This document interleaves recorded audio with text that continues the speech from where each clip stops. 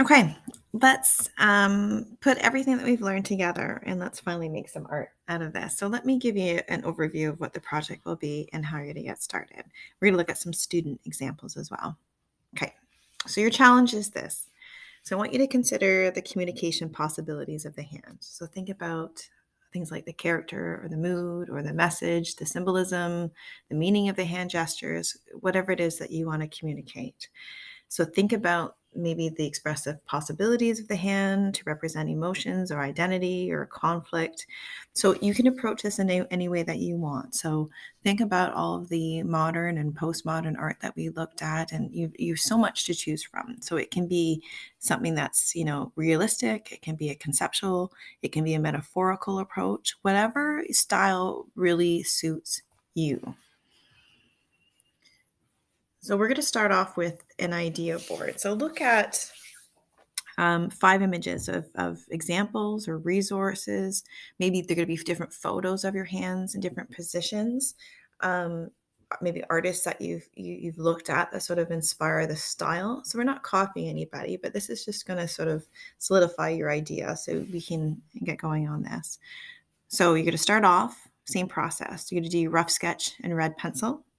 You're going to ink it, and then you're going to photograph it and vectorize it, and then you're going to digitally paint it on Clecky.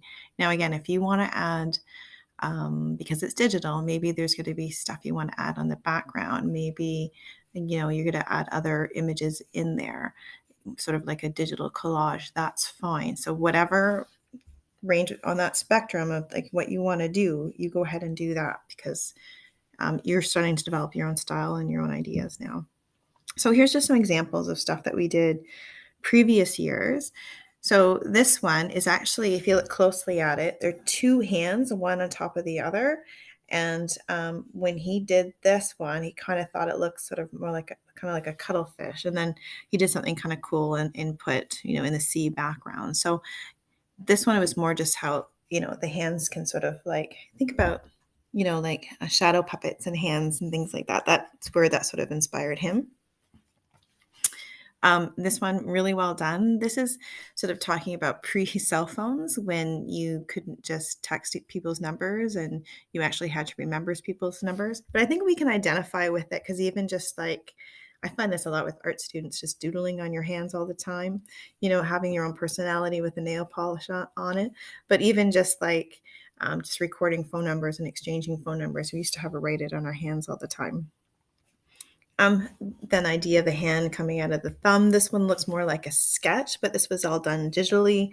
Just different ways to play with the idea of the hands, different parts of the hands. This person here was looking at sign language and spelling, I think, love. Now that I'm looking at it, that's not an O, but just the idea of a hand carrying a bunch of balloons, and then in the balloons were more hands using sign language. This is such a sort of funny play on hands at the ends of each finger, and just having something cool in the background, different ways of doing hands. And the last one, just the idea of hands in different positions and counting. And you can see sort of a pop art influence the way that they did this one there. So there's a lot of possibilities for this. But I'm excited to see, how you put it all together. So don't forget, when you're done, everything's going to be posted on your website. So your hand basic shapes, the detail of the one that you trace and add in the shading, your 3 hand gestures, your favorite gesture that you're picking, your practice digital painting of what you did for your hand, some ideas from your idea board, your rough sketch, and then your final image that you created. And then please explain to me in your reflection, answer these questions, and just give me some information about your creative process and about the final meaning of your work. Okay, so if you need anything, let me know. Have fun.